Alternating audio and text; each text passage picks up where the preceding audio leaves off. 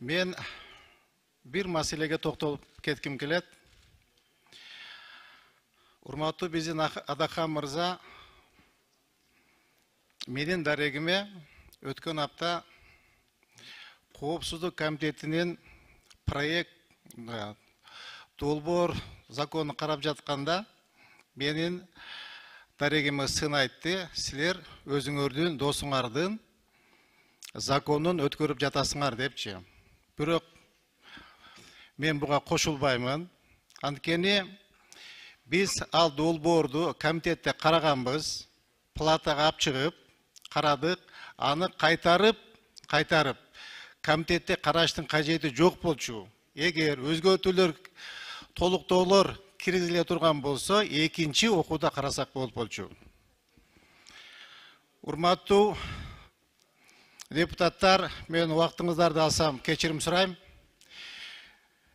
Бизде Адахан мырза ушундай бир мугалим болгонун, акыл насаат айткан такыр койбоду. Мен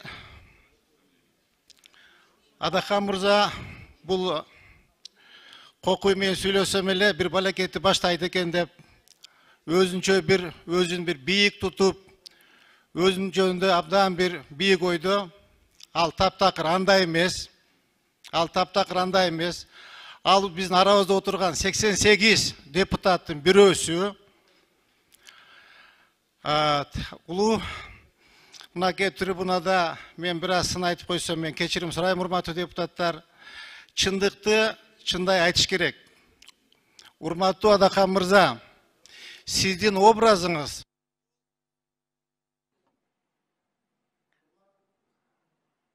Вакыт калды. 10 секунд.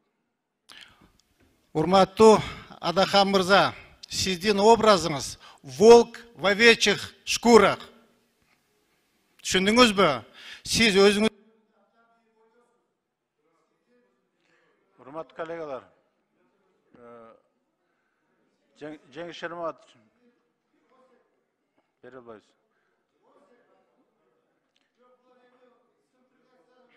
Жеңиш Шерматович, регламент боюнча башка депутаттардын атына атап келтирүүгө болбойт. Биз сизге убакыт бердик. Сураныч бир аз